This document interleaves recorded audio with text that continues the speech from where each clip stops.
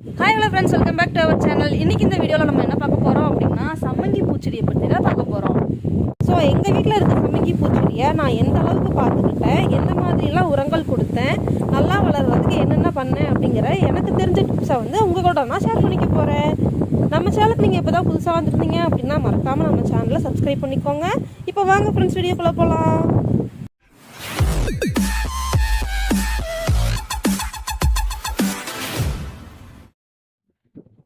நான் எங்கள் வீட்டில் வச்சுருக்கிறது பார்த்தீங்க அப்படின்னா வெள்ளை கலரில் பூ பூக்கிற சம்மங்கி பூச்செடி தான். ஸோ சம்மங்கி பூச்செடிகள் பார்த்தீங்கன்னா பல்ப்ஸாக கிடைக்கும்.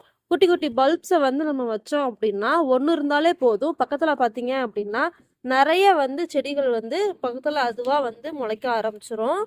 அதுக்கப்புறம் பார்த்தீங்கன்னா பக்கத்தில் குட்டி குட்டியாக நிறைய நமக்கு பல்ப்ஸ் ஒரே இதில் நிறைய கிடைக்கும்.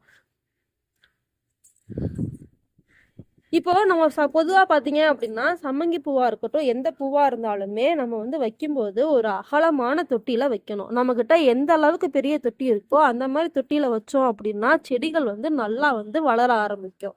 ஸோ அந்த மாதிரி நான் என்ன பண்ணியிருக்கேன் அப்படின்னா 12 இன்ச்சு க்ரோ பேக்கில் தான் வச்சுருக்கேன். 12x12 க்ரோ பேக் எடுத்துக்கிட்டேன். ஸோ அதில் பார்த்தீங்க அப்படின்னா மண்கலவை ரெடி பண்ணி நான் வச்சுட்டேன். இப்போது இது எல்லாமே நான் புதுசாக வச்ச சம்மங்கி பல்ப்ஸ் தான். ஸோ இந்த பெரிய தாய் செடி இருக்கு இல்லையா, இது எங்கிட்ட 1.5 வருஷமாக இருக்குது. ஸோ இந்த செடியிலேருந்து என்ன பண்ணேன் அப்படின்னா குட்டி குட்டியாக சைடில் குட்டி குட்டி பல்ப்ஸ் எல்லாம் எடுத்து என்ன பண்ணேன் அப்படின்னா தனியாக வச்சேன். ஸோ அதுவுமே நல்லா வளர்ந்துருச்சு. நல்லா அவங்களுக்கு தெரியும் இதை பார்க்கல. இது என் பையன் நான் அந்த பல்ப் வைக்கும்போது வெங்காயம்லாம் முளைச்சி வந்ததா, ஸோ அதையும் நான் வைக்கிறேம்மா அப்படின்னு சொல்லிட்டு வச்சுட்டான். ஸோ சின்ன செடி அப்படிங்கிறனால நான் என்ன பண்ணிட்டேன் அப்படின்னா இது எடுத்துடலாம் அப்படின்னு சொல்லிட்டு இப்போதைக்கு வச்சிருக்கேன். நம்ம பூச்செடிகள் எதுவும் வைக்கும்போது அந்த செடி மட்டும்தான் இருக்கணும். வேற ஏதாவது செடி இருந்தது அப்படின்னா வளர்ச்சியை பாதிக்கும். ஸோ இந்த செடி நல்லா வளர்ற மாதிரி தான் இருக்கு. இங்கே பாருங்களேன், வெங்காயம் நல்லா இதுலேயுமே பூக்கள் பூக்க ஆரம்பிச்சிருச்சு. ஸோ சத்துக்கள் எல்லாமே இதுக்கு தான் போகும். அதனால இப்போ நம்ம செடி வளர்க்குறோம் அப்படின்னா அந்த செடியை சுற்றி களைகள் ஏதாவது இருந்தது அப்படின்னா கண்டிப்பாக எடுத்துடணும். அந்த செடியை மட்டுமே வச்சு நம்ம என்ன பண்ணணும் அப்படின்னா வளர்க்கணும். ஸோ இந்த சம்மங்கி பூச்செடியை பொறுத்த வரைக்கும் மண்கலவை பார்த்தீங்க அப்படின்னா ஸோ இந்த மாதிரி அவங்க எடுத்துக்காட்டேன் பாருங்களேன். நம்ம கையை விட்டோம் அப்படின்னா எடுக்க முடியணும். ஸோ லூஸாக பொலன்னு இருக்கணும். மண் எப்பயுமே இந்த அளவுக்கு லூஸாக பொலன்னு இருந்தால் தான் நமக்கு என்ன ஆகும் அப்படின்னா செடிகள்லாம் வேர் நல்லா உள்ள போகும். வேர் நல்லா போச்சு அப்படின்னா நமக்கு தண்ணி ஊற்றும் போது ஈஸியாக ட்ரைனேஜ் ஆயிரும். வேர் நல்லா போகிறதுக்கு காற்றோட்டமாகவும் இருக்கணும், வேர் நல்லா சுவாசிக்கவும் செய்யணும். அதே மாதிரி பார்த்தீங்க அப்படின்னா மண் நல்லா பொலன்னு இருந்தது அப்படின்னா தான் நல்லா இருக்கும். இப்போ நம்ம ஊற்றுற தண்ணியெல்லாம் தேங்கி நின்றுக்கிட்டே இருந்தது அப்படின்னா செடி வேற அழுகல் ஏற்பட்டு என்ன ஆயிரும் அப்படின்னா செத்து போயிடும். ஸோ அதை தடுக்கிறதுக்காக என்ன பண்ணுறோம் அப்படின்னா இந்த மாதிரி வைக்கிறோம். மாடி தோட்டத்தில் செடிகள் வைக்கல என்ன பண்ணணும் அப்படின்னா கோகோ பிட்டையும் சேர்த்து வச்சுக்கணும்.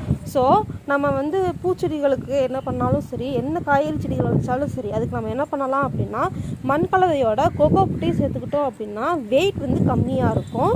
அந்த கோகோ பிட் என்ன பண்ணும் அப்படின்னா தண்ணியை தக்க வச்சுக்கும், ஈரப்பதமாகவே வச்சுக்கும். ஸோ அந்த நேரத்துக்கு நம்ம தண்ணியே ஊற்றலைனாலும் ரொம்ப வெயில் அடித்தாலும் என்ன பண்ணோம் அப்படின்னா செடிகள் காஞ்சு போகாமல் இருக்கிறதுக்கு இந்த கோகோ பிட் ரொம்பவே ஹெல்ப்ஃபுல்லாக இருக்கும்.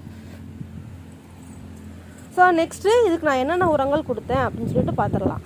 எப்பயுமே பொதுவாக என்னோடய வீட்டில் இருக்கிற பூச்செடிகள் எல்லாத்துக்குமே நான் என்ன பண்ணுவேன் அப்படின்னா முட்டை ஓடு இருக்கு இல்லையா, நம்ம வீட்டில் முட்டை யூஸ் பண்ணிகிட்டே இருப்போம். ஸோ அந்த முட்டையை என்ன பண்ணுவேன் அப்படின்னா முட்டை ஓடை தனியாக எடுத்து வச்சுட்டே வருவேன். ஸோ வெயில்லையோ இல்லை நிழல்லையோ நம்ம காய வச்சு எடுத்துக்கணும்.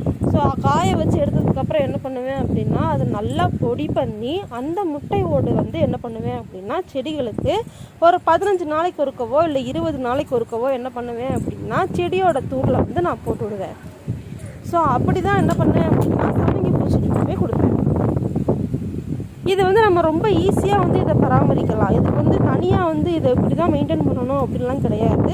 பொதுவாக எல்லா செடிகளுக்கும் என்ன பண்ணுவோமோ அந்த மாதிரி பண்ணாலே போதும். நெக்ஸ்ட்டு பார்த்தீங்க அப்படின்னா நல்லா டைரக்ட் சன்லைட்டில் இருக்கணும். எவ்வளோக்கு எவ்வளோ நமக்கு நல்ல சூரிய ஒளி கிடைக்குதோ அந்தளவுக்கு அது நல்லா வளரும். ஸோ அதனால் நான் நல்லா வெயில் இருக்கிற இடமா பார்த்து இந்த செடியை நான் வச்சுட்டேன். ஸோ மாடி தோட்டத்தில் தான் வச்சுருக்கேன். பட் மாடியில் வச்சுருக்கனால நல்லா என்ன பண்ணுவோம் அப்படின்னா வெயில் கிடைக்கும். நெக்ஸ்ட்டு பார்த்தீங்க அப்படின்னா நம்ம வெறும் தண்ணியாக ஊற்றிட்டே இருந்தோம் அப்படின்னா பத்தாது. என்னடா செடிக்கு தண்ணி தானே ஊற்றணும், அப்படி தண்ணியாக ஊற்றிட்டு இருந்தால் ஒன்றும் ஆகாது அப்படின்னு சொல்லின்னு பார்க்குறீங்களா?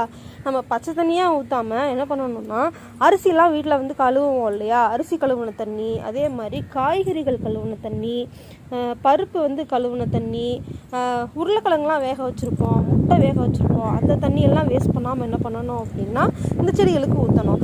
அதே மாதிரி பார்த்திங்க அப்படின்னா இந்த மீன் மேக்கர்லாம் ஊற வச்சுருப்போம்ல, அந்த தண்ணியெல்லாம் ஊற்றினோம்னாலே அதில் உள்ள சத்துக்கள்லாம் மேக்ஸிமம் பார்த்திங்க அப்படின்னா செடிகளுக்கு நம்ம இது கிடச்சிரும்.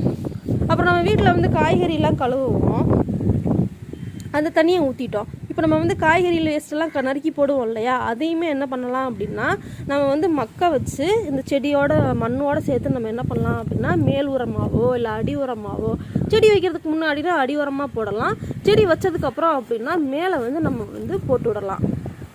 நெக்ஸ்ட்டு பார்த்திங்க அப்படின்னா நம்ம வந்து ஆட்டுச்சாணம் இதெல்லாம் கிடச்சிது அப்படின்னா அதையுமே நம்ம வந்து என்ன பண்ணலாம் அப்படின்னா போடலாம்.